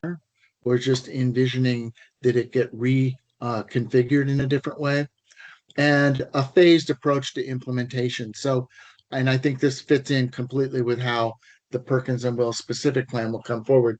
There's the low-hanging fruit for some of these McDowell Boulevard improvements, and there's longer range capital improvements that'll have to be considered. So I think there's a range, there's a menu of options that the specific plan can examine. So the signature core features of this proposal are that it's a green boulevard, it's a continuous tree-lined median, or some other way of I don't know that it'll always be a median, but there's certainly the need for trees along the full corridor. A protected bicycle superhighway, so that it becomes, in addition to the vehicular travel that it's always had, it's a safe north-south bicycle spine that connects all of the various neighborhoods along McDowell. It's a transit village gateway, particularly at the north, including a potential public plaza in the station district. And then this is another idea that as Fair and Piers and Perkins and Will continue to look at this idea, there may be the potential for roundabouts to be introduced as ways of getting away from traffic signals and facilitating greater use of the cross streets for McDowell. So with that, that was again an idea from Nicola. Nicola, did you want to expand on that in any way? And again, you did a great synopsis. I'm sitting here thinking, did I think of all this? One of the things is that we didn't incorporate any public access areas, but the idea is if McDowell is redesigned to a certain aspect, we will then create public access areas where you can sit on a bench and talk to a friend. You're pushing a stroller and you've got to point something out to the kid in the stroller. It works for redesigning that area so that it becomes much more public space. There are several spots along the way that are property that is owned by the city of Petaluma, including the mini little triangle that's at the north end of the Meridian housing development that could be developed into mini little parks along the way also, which would green up the space and give it a community feel. And that's all. Thank you. Okay. Leslie. Hi, yeah, I actually raised my hand a little bit ago, so if we don't want to go back to this, that's fine. But I wanted to discuss the Waymo comment that was raised before, and I do think that this is something we should be considering, is how like autonomous vehicles and autonomous cabs are going to impact our city, because I think the idea that folks have in their heads is that the Waymos will just pick people up and bring them to the station and leave. But what are they doing in that time between? Because parking at the station is free. They very well might just sit there empty, waiting for people to call them and kind of take up additional parking. They may also just constantly circulate, right, waiting to get called by a passenger, and that could impact traffic in the area. So they very well might make traffic worse in the area. So I would, it might be good to kind of look at the impact that they're having on the places where they're a lot more common, and how they're impacting traffic in those areas. Okay, great. That's a great augment to what we had just written very simply. Thank you. So I got that in the previous idea. Did you have anything that you wanted to add to this idea of the McDowell Boulevard corridor? No, I think it's a great idea though. Okay. Dylan, you're next. Yep. I just want to say I agree with everything in McDowell Boulevard. The only thing I would add is not all of them fit to Sonoma Parkway, but I just don't want to make sure. I know we talked about it, but I want to make sure we're including Sonoma Parkway in these ideas for the bicycle and the changing that, because that is obviously a smaller road than McDowell, but it is treated like it's still a 2-lane kind of super highway through pretty much all of residential neighborhoods right now. So it really should be thought of as well there, those things. And Leslie, I completely understand the Waymo stuff. Going back to that is they're supposed to go back to their own lot and charge electrically, but they always don't. So yeah, there's still things they'll figure out, but they'll figure those issues out and they'll be okay. Okay, great. And so I'm just writing a note here. I think all of these ideas that we're talking about in the context of McDowell can be thought of too, to some degree or another, for the other corridors. And that goes back to an idea I said earlier, that we want to make sure that even though McDowell is the spine through the plan area, there's other streets that carry a lot of traffic, and they have to be given safety and multimodal improvement ideas. Oh, Jessica. Thanks. Sorry, I accidentally backed myself out of the meeting. I just wanted to say that a lot of those bike ped improvements sound great, and yes, we need them. I think there's been a lot of time spent on the active transportation plan, and just to reiterate some of the big ticket items that we talked about there that always get a big thumbs up around the room. I just want to put in a good word for connectivity and connected streets and a full connected sidewalks and bike paths. And, whether you're biking, rolling, strolling, whatever mode of non-car transit you're using, we need those facilities to actually connect. I had done a fair bit of biking down McDowell to get to the Lynch Creek Trail, and your bike path just kind of evaporates. And that's very scary and not in support of those all abilities, all ages bike goals. So again, thinking about the connectivity and continuity and all ages, all abilities, from the beginning of where you're starting to all the way to the end with no gaps, please. Okay. Jessica, you're hitting on something I just want to say. We had to be really careful not to hit the council and the planning commission with too much stuff, but I can assure you that both Perkins and Will and Fair and Piers are already thinking along the lines of what you're saying. They're already really thinking about what the cross section is and how to, like I wrote here, multiple policy documents that talked about this. So how can we get to actually implementing it and making sure that this specific plan has in place a vision for how to move forward and policies and designs to push that forward. For sure. The Fair and Piers folks know this back to front. And I think it's just about, having the same chorus across every single document so that when the rubber meets the road, we're all driving in the same direction, hopefully on an e-bike. Or riding in the same direction. Yeah, that's right. Okay. So does anybody have any other ideas on this specific proposal? Okay. Wow. I thought we were going to need till 9 o'clock, but I do want to give a chance for you guys to talk about general ideas. So I just want to remind you what the schedule is. So we're right here in the juncture between having developed the vision in the orange blob and moving into the consultant going away for a while. We won't see them in public for a little while. And because they're drafting the plan, and the CEQA consultant is starting to draft the a project description and the environmental document. So as I said earlier, we're going to be back with them in front of the Planning Commission and the council in the fall after the general plan is out of the way and complete and put to bed or brought up. And that's probably the next time we'll reconnect on this. There may be, I have to go check the schedule. There might be some pop-up workshops that'll happen later, closer to that time when the consultant gets in front of the Planning Commission and the council. I'll have to check on that. If that does happen, we'll make sure that we send out an email blast and also put a notification on the website.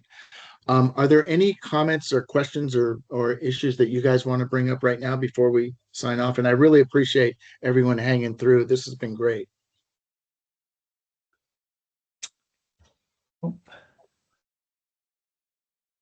Tom. Yeah, I'm wondering what's the best way to contact somebody with other thoughts or ideas? Well, it would have been great to get it on the agenda for tonight, but you have my phone number and you can reach out. If things are thought of after tonight.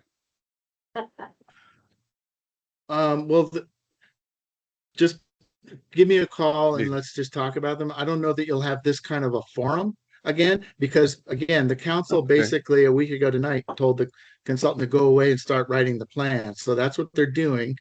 I think most of these ideas are great, and they've been working on them and hearing them from us and themselves for a while. If there's something completely new out of the blue, let's talk about it when you understand it, and I'll see if what we can do about it. Okay. Okay. I am curious, Nicola. I'm curious about the definition of one sorry, thing Tom. real quick. What is the definition of place making?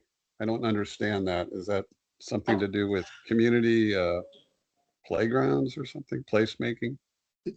No, I think it's more about like a place that's memorable. So for instance, somebody commented waterfall? today, I think, well, or just a place like, so for instance, somebody today, I forget who it was, commented that wouldn't it be great if somewhere in the plan area there was a place like the Barlow? So for that person, they saw this community, this place in Sebastopol as a really significant place. And so placemaking is taking just an auto-oriented, environment and trying to make it something that's memorable, something that people want to be, someplace where people want to be, where they want to live, where they want to shop, where they want to just sit on a bench and look at the world go by. So, but it's giving that place significance. Right. I've been to Barlow. It's a commercial development. I know the Crooked Goat people. I came a ride up to Reading one time. Anyway, all right. Thank you. Okay. Okay, thank you. Nicola. Just another thing. We really didn't talk about the other area, the health area at the other end of Washington and McDowell. Do you want us to maybe send you any notes we might have on that area? No, let's talk about it now while we're still all in the meeting together. I'd rather do that than you and me, do something offline. I'd rather do it in a more transparent and public way. I can add comments here. It's basically the south end of McDowell. So why don't we just see if there's something, I can write comments here if you want to say something. It's focus area 2, the health district. You wanted to, you had a new idea? I don't personally, it's not something that I've spent a long time on, but I do think that it is part of our directive to look at that area as that third area that we're supposed to be looking at. I mean, I do know what the Healthy Petaluma has proposed for their piece of property, but I haven't really spent much time thinking about what else could happen in that whole area.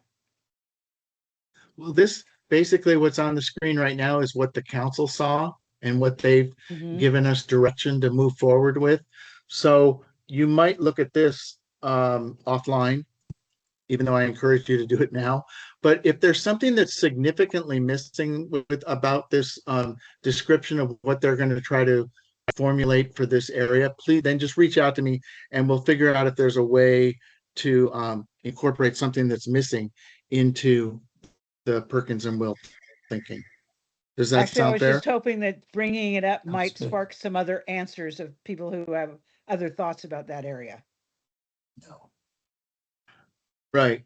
Well, again, I think we want to be careful because the council has given us direction to move forward. So I think we want to be careful about introducing, you know, really new ideas about this.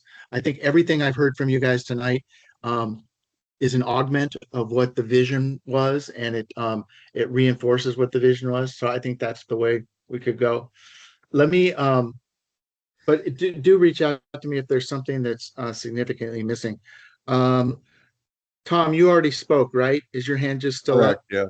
Okay. Yes, I so already number spoke. My hand is not up. But, okay, I Jessica. am curious about are you- maybe getting together as a group in an actual room instead of on the Zoom thing and sitting at a table and discussing this. It might be easier. I don't know.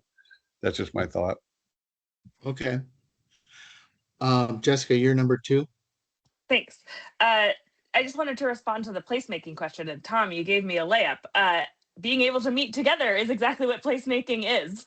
And I think the Barlow is like a really big example of placemaking, but it can be as small as like turning a couple of parking spots into a seating area or an outdoor dining space. So I think of placemaking as usable community space, not just something Well, that you are passing through. So whether that's that showing. is a bench Are you talking and a about fountain, destination-oriented spaces? not even destination, just like more places to be in your community besides your house, your office, your car, and you know where you're running your errands. So a I see. placemaking, you know, as a recent example of a like it was almost placemaking, though it wasn't quite as comfy as it could be. I had some time to kill with my toddler, and we had done some errands at Whole Foods. And if you've gone to the far edge, the Washington Street edge of the Whole Foods parking lot, there's 2 curved benches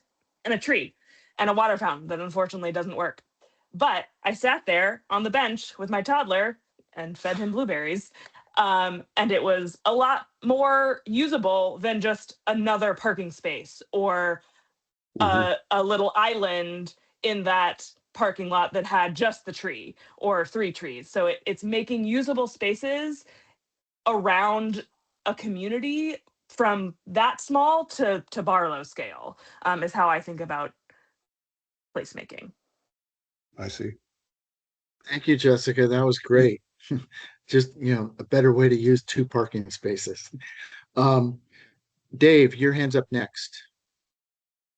Yeah, just real quick, I wanted to agree with that most recent comment, Jessica, also the placemaking, and also what you said previously about connecting connected pedestrian paths, bike paths, ADA paths. I think that's something that we're grappling with at PBAC across the city, is, you know, fragmented, disconnected, piecemeal, and trying to pull it all together. So definitely want to see that. But I guess maybe a more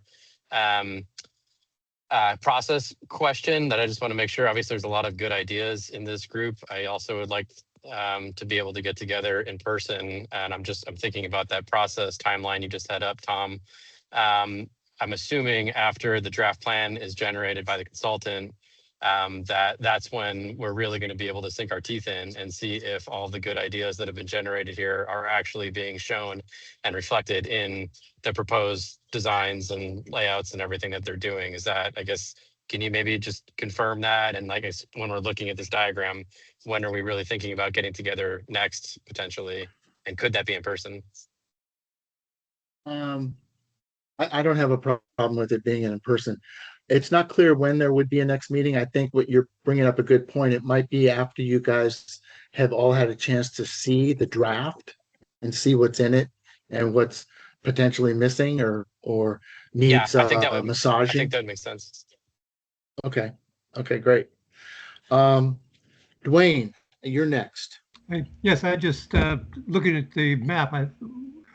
Is there allowed housing above businesses across the McDowell from both the park and even the hospital? Is that all zoned so that they can have the housing second, third stories above business? I believe that would be possible if I'm thinking of if I understand which parcel you're thinking of. But right now, since we're just kind of trying to implement a vision, I think that's completely possible. Thank you. Multiple family housing. Yeah, multiple stories.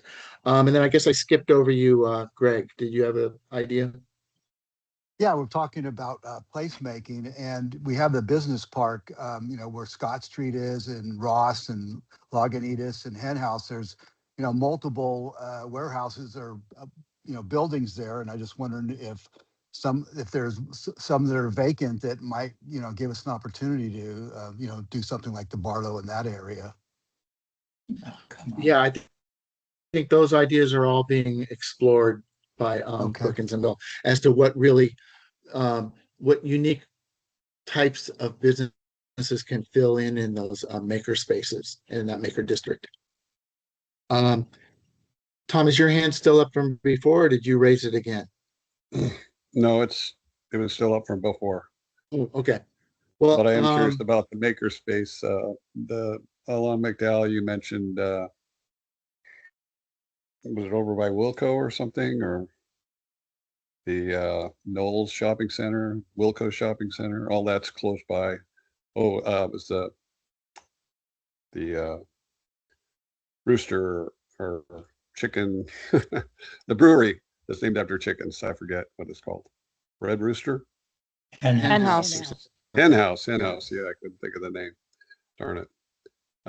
Yeah, that's on the corner, Scott. That would be an interesting spot too. yeah, I think there's a lot of interesting spots. And so I think what we'll see is we'll probably see a plan that has specifics on some areas and then generalities that can be implemented in multiple places, perhaps. And I think they'll all go to like sort of this idea that I think Jessica spoke about best. And there's just a variety of ways to create a place, or a place that's memorable and a place that you want to use and be in. Okay, so I think we've reached the end, and I don't see any more hands up, and I got us all the way to 9 o'clock, our longest meeting yet. So I really appreciate, especially with the late notice, since just over the last 10 days we started talking about this meeting. I really appreciate everybody being able to get here and contribute. This has been really great. I'm going to synthesize these comments and get them off to Perkins and Will as soon as I can. Okay. Tom, I have a you. question. real Bye, quick. everyone. Thank you. Bye. Is Yeah, I there can is hang there out. A way of, Thanks, everyone. oh, you're all hanging up. Is there a way of No, getting no, other I'm people's still here. contact What? information or no? Is there a way of getting other people's contact information or no? You already Um, have it. yeah, the Like the I roster, don't have we any sent way of that out. contacting the people that I'm talking to right now. Yeah. I can share it Yeah. again. There's the roster of the working group, and I'll resend that out. I'll make sure you Oh, get okay. you get it. I'll send out. But there's a roster of They can everybody's. call them, they can call You'll get me, an or email they can call- address. Yeah, Pardon that me? would be cool. Okay, Great. I'll get that out. Yeah. Okay, thank you. Take care. Thanks. And Thanks, I know everyone. the Bye. owner of Penn Grove Market also, just for your knowledge. So